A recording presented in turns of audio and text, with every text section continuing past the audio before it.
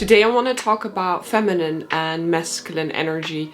It's a very popular topic when it comes to dating, but also some feminist movements that claim to be pro-feminine but are actually supporting masculine energy with the way they approach things. So let me get into it. In this video you'll learn what feminine and masculine energy is, how to also embody this in your dating life, and how feminine and masculine energy even relates to quantum physics and how society has a complete misconception of what feminine energy is. So my name is Davy. I am a PhD student in chemical engineering at the University of Cambridge.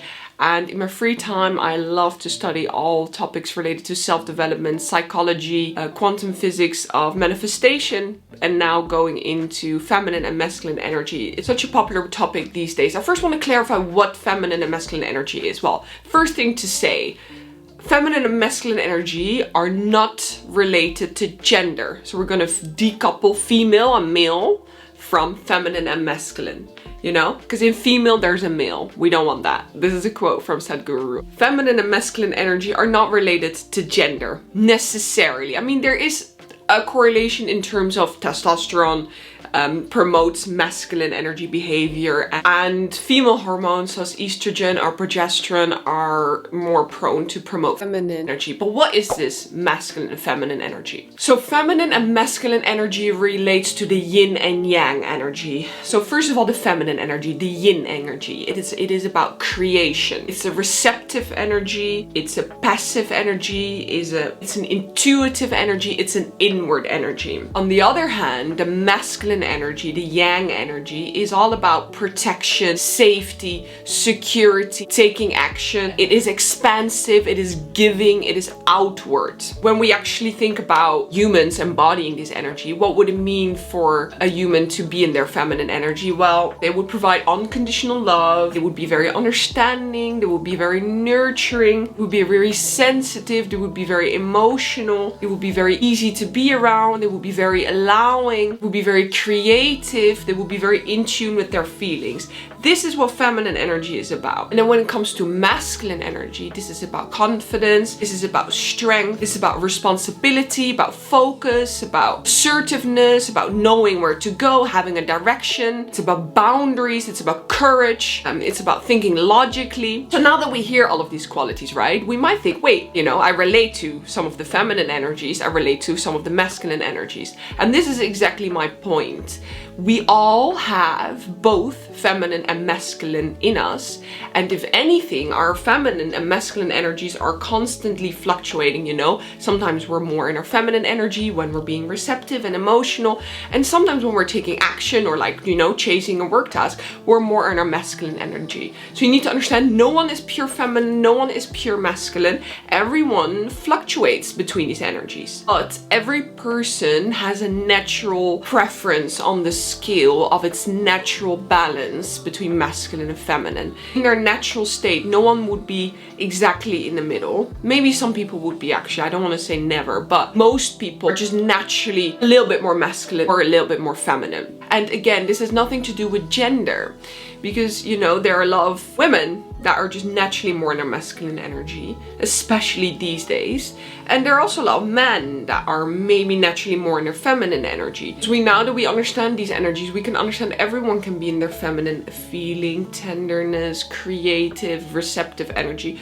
And everyone at times can be in their masculine, assertive, you know, taking action energy. Even me making this video right now, you know, I could be naturally more feminine, but me making this video and explaining things to you guys is a masculine energy. This femininity of masculinity is really an energy. It's not about gender. Now, a lot of people talk about feminine and masculine energy in terms of toxicity, right? Toxic masculine energy, toxic feminine energy. So we need to not only distinguish between feminine and masculine, we also need to distinguish between wounded feminine and wounded masculine. So you know how the natural feminine was about unconditional love, being receptive, being easy, being emotional, being sensitive. That is natural feminine energy. Now, wounded feminine energy is about being the victim, feeling powerless, neediness, codependency, being over emotional, being manipulating and withholding. Now, masculine energy, you know, naturally was in its confidence, in its strength, having the courage, having discipline. But the wounded, so toxic masculine energy would be abusing their power, would be dominant, would be aggressive, would be controlling, would be very competitive, would be abusive, would be avoidant, would be unsupportive and unstable. So not all masculine energy is unhealthy. You know, there is healthy masculine energy that is someone that is confident and in their strength. But in the dating world, when people refer to masculinity, it's often referring to the toxic masculinity, you know, being overly controlling, being overly power. But someone that has to be over controlling is actually not in their power and is actually not in their healthy masculine energy. Now, secondly, when it comes to dating, a lot of toxic relationships are based on the merge of a wounded feminine energy and a wounded masculine energy coming together. You know, there's a very abusive, overpowering energy, that's the toxic masculine, and then there is overly sensitive, overly emotional feminine energy that matches with that. So as I said, the masculine and feminine energy are not related to gender. So when it comes to dating, it's important to find a partner that is compatible to you in terms of feminine or masculine energy. So let's say you're naturally more 70% feminine and 30% masculine. This is just a random number. A compatible partner would then have the opposite, would have 70% masculine and 30% feminine. So it's not about gender here. Every relationship, whether it's a heterosexual relationship or a homosexual relationship, has this balance of feminine and masculine energy because it is about give and receive, yin and yang, like two puzzle pieces fitting into each other. Now, feminine and masculine energy are actually much bigger than only occurring in your dating life. It is actually at the scale of society as well. What masculine energy at the core is about survival. And what feminine energy at the core is about creation, creativity. The whole idea of the economy and money is all driven by a need for survival. So this is all masculine energy. Money is a masculine energy. The economy is a masculine energy. And you might have think that in the Western world, we might have lost the drive for survival because we all have enough food and resources to at least, you know, survive. But we've just been pushing the survival limit. It's no longer enough to just have a hut and, you know, some food. You need to have a proper house. You need a car. You need a certain status. So we just pushed the survival limit. But as long as our motivation is any achievement of monetary means or making a certain amount of money, we're still driven by that survival instinct and we're still feeding or motivated by the masculine energy. Now I want to come to my point how some feminist movements are actually feeding into masculine energy. As long as our economy exists and is driven by making more money, our whole world is naturally revolved around masculine energy. So why is it that there are much more men at the top? Because the whole economy is based on money and taking action and chasing a certain goal and achievement, which is all masculine energy. So as long as the society is revolved around this masculine energy, it is natural for more men to be at the top. Now, we're trying to fight this, right, with feminist movements. But a lot of feminist movements are wanting the same responsibility as men, are basically trying to turn women into men in order to matter. But in that way, we're actually feeding into the masculine energy that is dominating, because if you have to turn a woman into a man to matter and to have a say, this is actually not feminist or in support of feminine energy at all. Even now, when you see women who climb their way to the top, maybe are a CEO, you know, they have to embody a lot of masculine energy in order for other people and other men to listen to them. But as soon as you turn feminine energy into masculine energy, it's very hard to revert that. What we should be doing is actually creating space for leadership in terms of feminine energy. So we should be able to give women credibility without them having to step into their aggressive, dominant, masculine energy in order to be taken seriously. Don't forget that the feminine energy is about creation. So in a way, it is a level higher than the masculine energy. The masculine energy is just about survival, keeping us safe. It's a lot about instinct and safety, while the feminine energy is sort of on top of that. It's about creation. It's about creativity. It is intuitive, you know. No wonder the women are the creators of life, carrying new life in them. So especially in this feminist movement, we need to stay away from wounded feminine behavior, powerless, victim mentality, overly sensitive, overly emotional, and not then try to move to masculine energies and then not move into toxic masculine energy to perpetrate being dominant, but instead create this new space for the healthy feminine energy that handles things from intuition, from flow, from ease, and from allowing, and actually start to consider that as valuable instead of trying to turn feminine into masculine.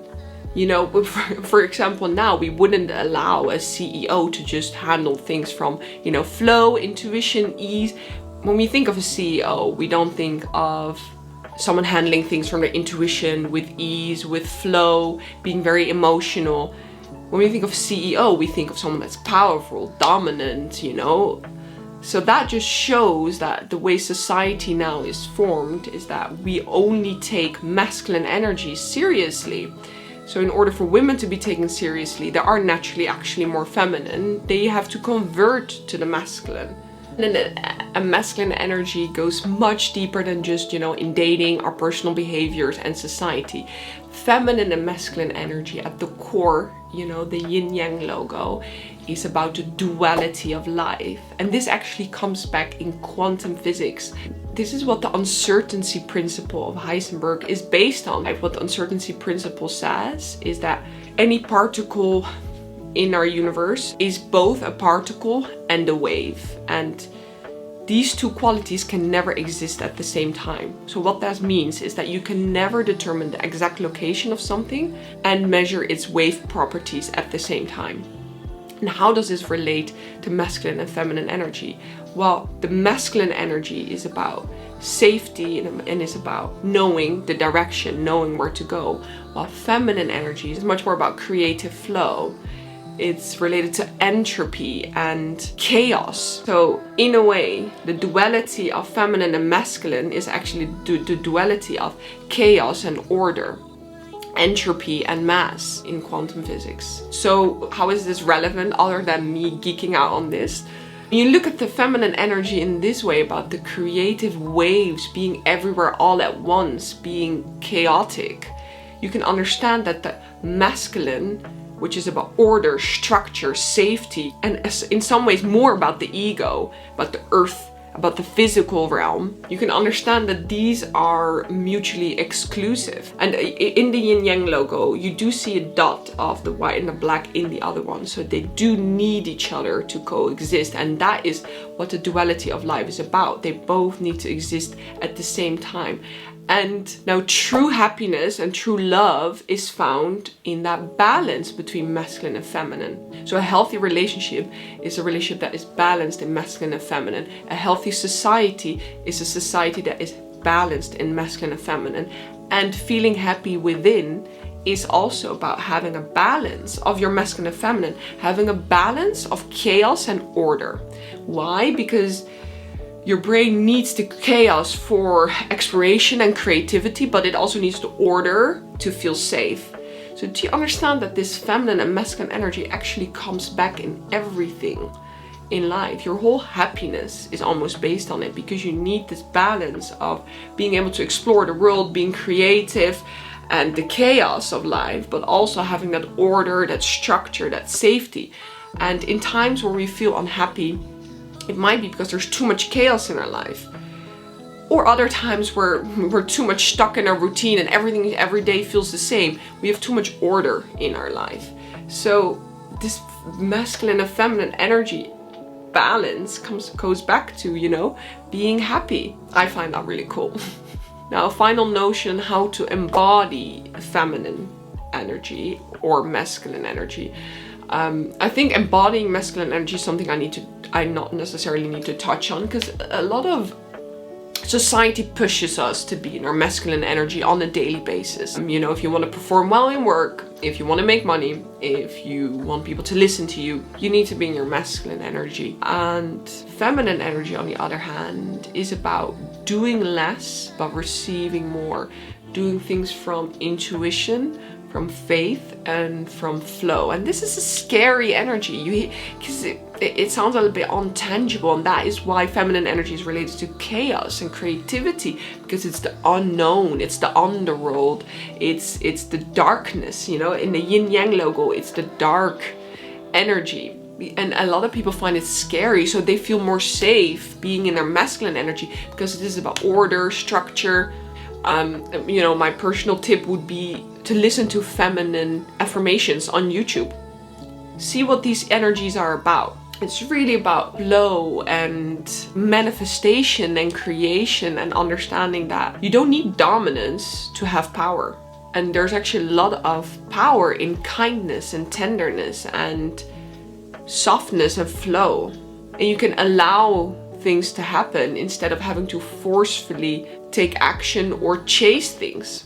And when it comes to dating and being in your feminine energy, it is really about, you know, being receptive, leaning back, but also understanding your power and your beauty, and understanding you're the creator of life. If you want to date from your feminine energy, you need to understand that it's up to the masculine to chase, it's up to the masculine to come to you. You're just on the receiving end. There's no action needed from your side. There's of course tenderness and receptivity to whatever is offered to you in terms of love, but there's no need for chase, because as soon as you start to chase things in dating as well, you're handling from your masculine energy. And if you want to attract a masculine partner, that repulses.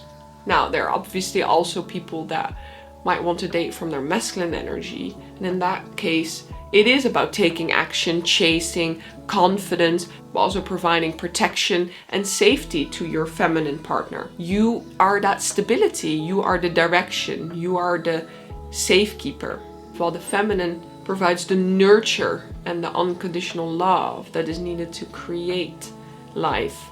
Alright, that was what I wanted to say initially about feminine and masculine energy. If you want to know more, leave a comment, or if you like this video, do leave a like and subscribe to my channel. I would really love that, and I would love to see you in my next video.